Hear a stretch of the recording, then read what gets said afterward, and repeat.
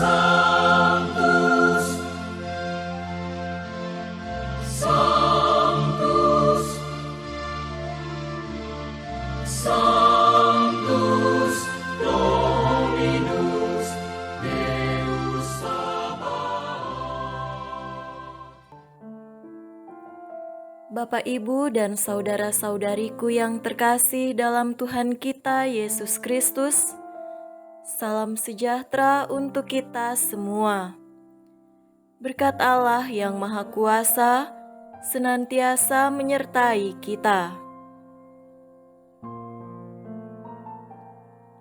Hari Jumat tanggal 26 Mei tahun 2023 adalah peringatan wajib Santo Filipus Neri, Imam.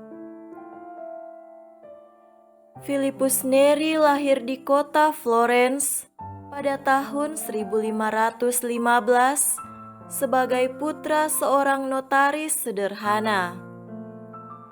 Ia melewati masa mudanya yang berbahagia dan mendapat pendidikan yang baik, terutama dalam sastra Latin. Ketika berumur 22 tahun, ia bermaksud untuk berlayar ke India, namun Allah menghendaki jalan lain untuknya. Filipus akhirnya menetap di Roma dan hidup di antara para gelandangan, pengangguran, dan orang-orang muda. Ia juga membentuk perkumpulan orang-orang muda yang bernaung di bawah perlindungan suci Bunda Maria. Setelah Filipus Neri ditahbiskan menjadi imam pada tahun 1551, perkumpulan ini pun terus berkembang meluas ke seluruh kota Roma. Filipus pun terus meningkatkan pelayanan kepada pemuda-pemuda itu.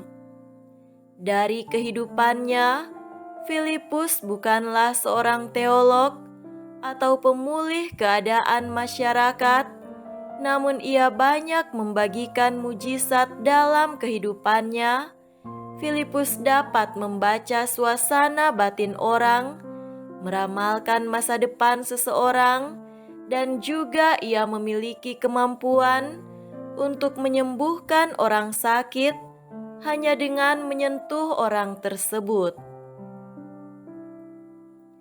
Walaupun begitu, Filipus adalah pribadi yang riang gembira, jujur, ramah kepada setiap orang, serta selalu memberi semangat dan harapan pada orang-orang di sekelilingnya, sehingga ia disukai banyak orang.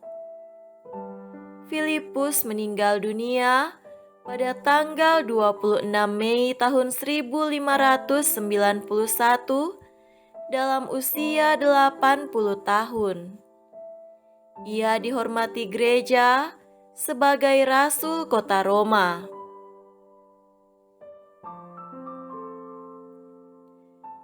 Marilah kita mendengarkan dan merenungkan bacaan-bacaan kitab suci. Bacaan pertama dari Kisah Para Rasul bab 25 ayat 13 sampai 21. Beberapa hari kemudian datanglah Raja Agripa dengan Bernike ke Kaisarea untuk mengadakan kunjungan kehormatan kepada Festus. Karena mereka beberapa hari lamanya tinggal di situ, Festus memaparkan perkara Paulus kepada raja itu. Katanya, "Di sini ada seorang tahanan yang ditinggalkan Felix pada waktu ia pergi. Ketika aku berada di Yerusalem, imam-imam kepala dan tua-tua orang Yahudi mengajukan dakwaan terhadap orang itu dan meminta supaya ia dihukum. Aku menjawab mereka, bahwa bukanlah kebiasaan pada orang-orang Roma untuk menyerahkan seorang terdakwa sebagai suatu anugerah sebelum ia dihadapkan dengan orang-orang yang menuduhnya dan diberi kesempatan untuk membela diri terhadap tuduhan itu. Karena itu, mereka turut bersama-sama dengan aku kemari. Pada keesokan harinya, aku segera mengadakan sidang pengadilan dan menyuruh menghadapkan orang itu. Tetapi ketika para pendakwa berdiri di sekelilingnya, mereka tidak mengajukan suatu tuduhan pun tentang perbuatan jahat seperti yang telah aku duga. Tetapi mereka hanya berselisih paham dengan dia tentang orang-orang agama mereka dan tentang seorang bernama Yesus yang sudah mati, sedangkan Paulus katakan dengan pasti bahwa ia hidup. Karena aku ragu-ragu, bagaimana aku harus memeriksa perkara-perkara seperti itu, aku menanyakan apakah ia mau pergi ke Yerusalem supaya perkaranya dihakimi di situ. Tetapi Paulus naik banding. Ia meminta supaya ia tinggal dalam tahanan dan menunggu sampai perkaranya diputuskan oleh kaisar. Karena itu, aku menyuruh menahan dia sampai aku dapat mengirim dia kepada kaisar. Demikianlah sabda Tuhan. Syukur kepada Allah.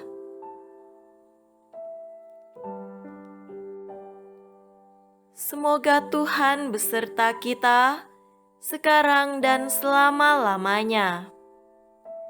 Inilah Injil suci menurut Yohanes. Dimuliakanlah Tuhan. Injil Yohanes bab 21 ayat 15 sampai 19. Sesudah sarapan, Yesus berkata kepada Simon Petrus, "Simon anak Yohanes, apakah engkau mengasihi aku lebih daripada mereka ini?" Jawab Petrus kepadanya, "Benar Tuhan, Engkau tahu bahwa aku mengasihi Engkau." Kata Yesus kepadanya, "Gembalakanlah domba-dombaku." Kata Yesus pula kepadanya untuk kedua kalinya, "Simon anak Yohanes, apakah engkau mengasihi aku?" Jawab Petrus kepadanya, "Benar Tuhan, Engkau tahu bahwa aku mengasihi Engkau." Kata Yesus kepadanya, "Gembalakanlah domba-dombaku."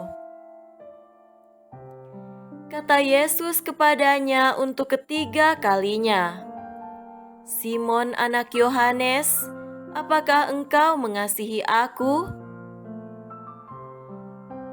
Maka sedih hati Petrus karena Yesus berkata untuk ketiga kalinya, "Apakah engkau mengasihi aku?"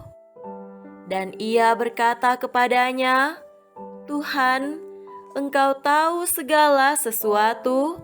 Engkau tahu bahwa aku mengasihi Engkau." Kata Yesus kepadanya, "Gembalakanlah domba-dombaku. Aku berkata kepadamu, sesungguhnya ketika engkau masih muda, engkau mengikat pinggangmu sendiri, dan engkau berjalan kemana saja kau kehendaki. Tetapi jika engkau sudah menjadi tua, engkau akan mengulurkan tanganmu dan orang lain akan mengikat engkau dan membawa engkau ke tempat yang tidak kau kehendaki." Dan hal ini dikatakannya untuk menyatakan bagaimana Petrus akan mati dan memuliakan Allah. Sesudah mengatakan demikian, ia berkata kepada Petrus, "Ikutlah aku." Demikianlah sabda Tuhan. Terpujilah Kristus.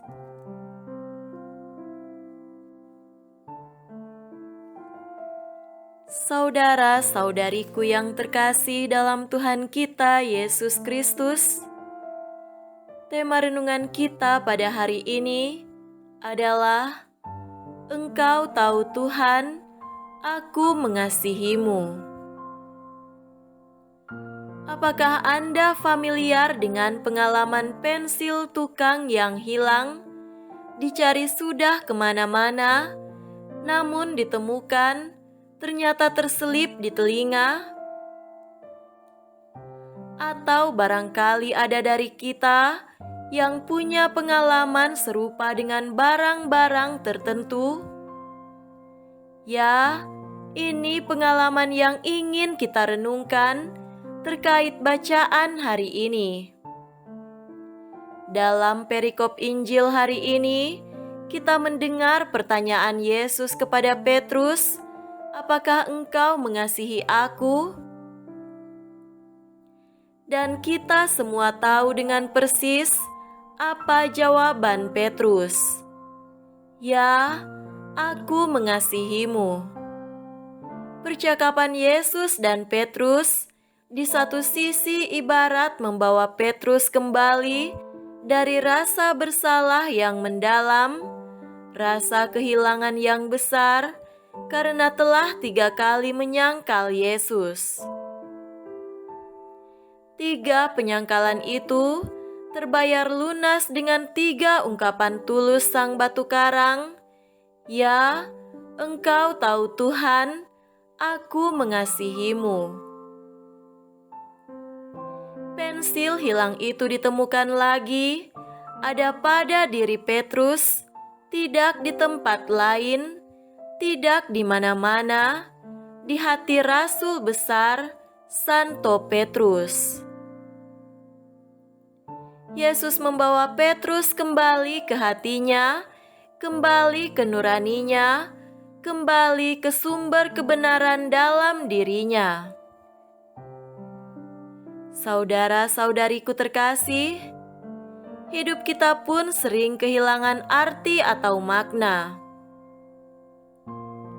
Hidup kadang terasa dangkal, dan kita sering menyangkal setiap pengalaman unik, indah, penuh daya dan warna, dengan memilih untuk menjalaninya sebagai biasa-biasa saja. Kita membiarkan itu bahkan terjadi berulang-ulang dalam hidup kita.